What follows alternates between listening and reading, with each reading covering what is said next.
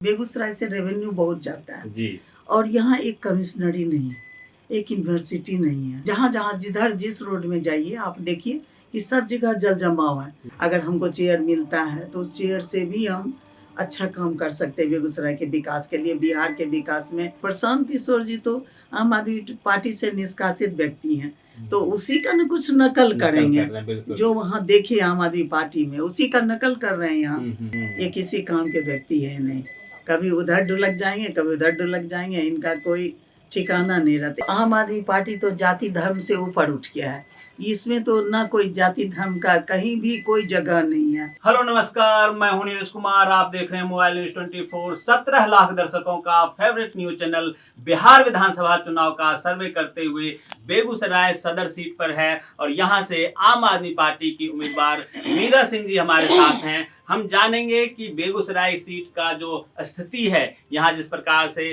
BJP है, आम आदमी पार्टी से मीरा सिंह जी हैं और महागठबंधन के उम्मीदवार भी हैं। सभी तरह से त्रिकोणीय मुकाबला है और आसान नहीं है इस बार बेगूसराय सीट को जीत पाना, चाहे एनडीए वाले हों या महागठबंधन वाले हों, क्योंकि जिस प्रकार से डॉक्टर मीरा सिंह जी ने डॉक्टरी के क्षेत्र में काम किया है, उससे कहीं ज़्यादा पिछले कई वर्षों से इन्होंने सामाजिक क्षेत्र में भी काम शुरू किया और जब से सामाजिक क्षेत्र में ये निकली हैं तब से इन्हें लोगों का प्यार मिल रहा है और लोग ने ही इन पर दबाव डाला कि ये राजनीति में आए। मैम, बहुत बहुत स्वागत है आपका हमारे चैनल में।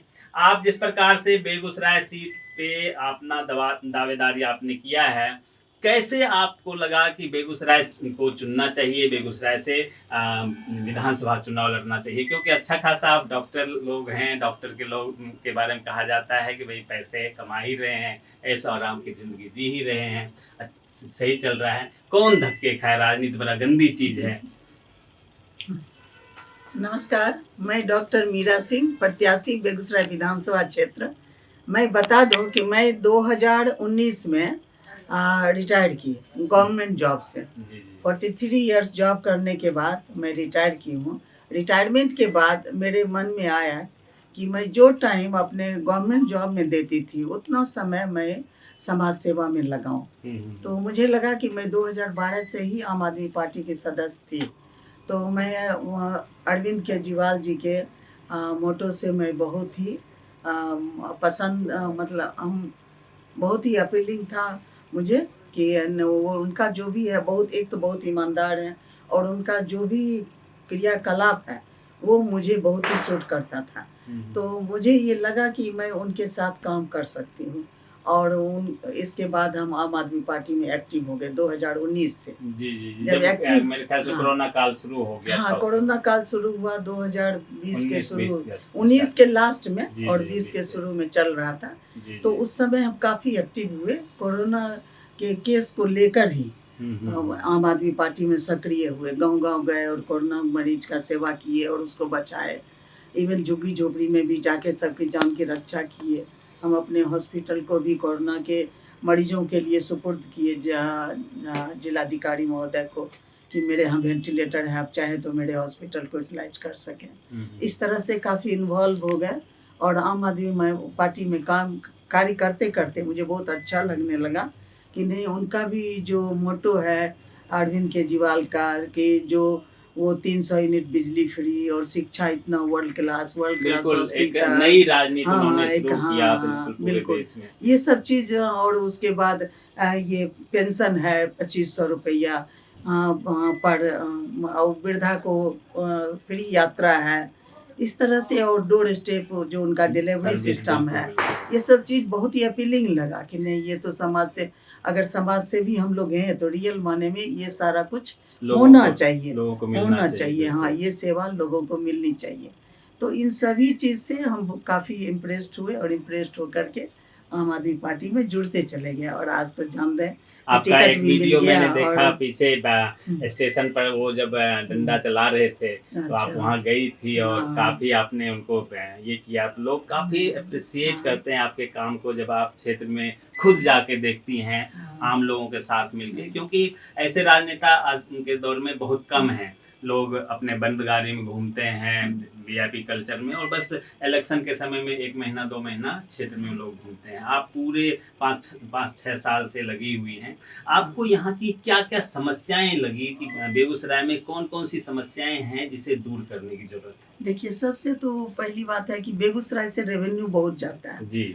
और यहाँ एक कमिश्नरी नहीं, एक यूनिवर्सिटी नहीं है।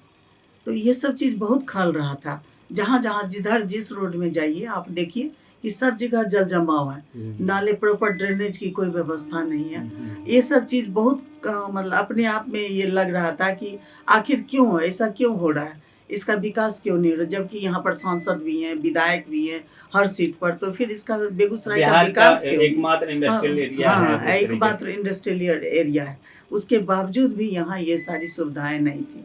तो मेरा ये इस और ज़्यादा ध्यान जाने लगा और सोचे कि शायद हो सकता है इसी मन से हम ज़्यादा अच्छे से कार्य कर सकें कि हम एज एक बिल्कुल। विधायक के रूप में भी अगर हमको चेयर मिलता है तो उस चेयर से भी हम अच्छा काम कर सकते हैं, बेगूसराय के विकास के लिए, बिहार के विकास में योगदान दे सकते हैं।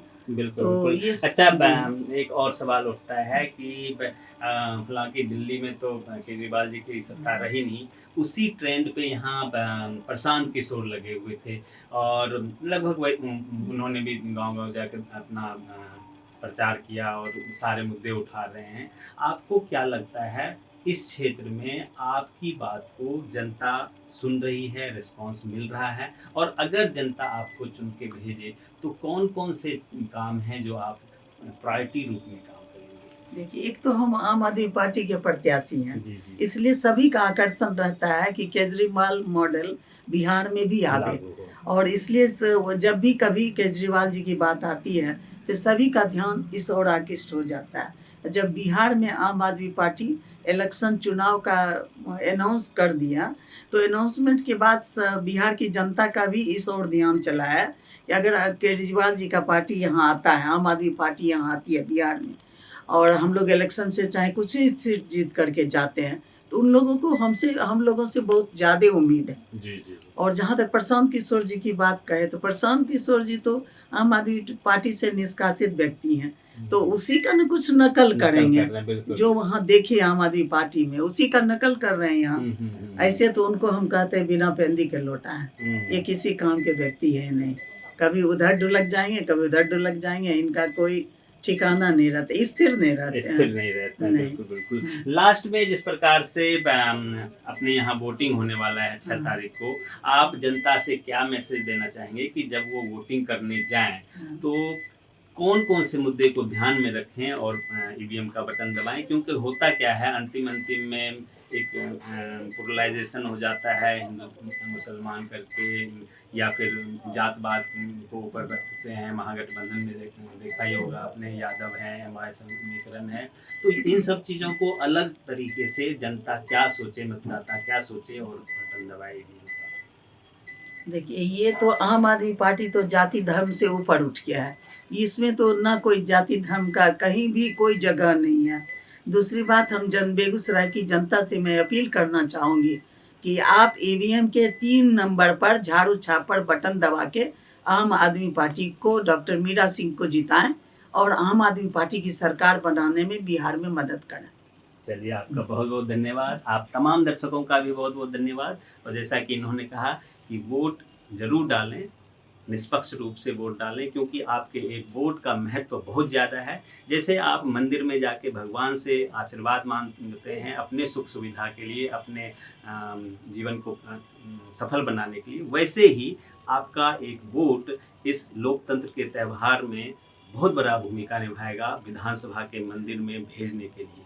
जो जीत कर जाएंगे वो विधानसभा के मंदिर में आपके लिए लड़ेंगे, आपका फाइल सैंक्शन करवाएंगे, पास कराएंगे, और वहाँ से जो पास होगा वही बजट आपके क्षेत्र में आएगा और उसी बजट से आपके क्षेत्र का विकास होगा, तभी आपका भी कल्याण होगा। नहीं तो ऐसे ही आप पिछड़े रह जाएंगे, समस्याओं को झेलते रहेंगे, 5 साल फिर आप ऐसे कैसे रह जाएंगे। इसलिए वोट जरूर डालें और अच्छे व्यक्ति को डालें। आप तमाम दर्शकों का बहुत बहुत धन्यवाद। मैम, आपका भी बहुत बहुत धन्यवाद।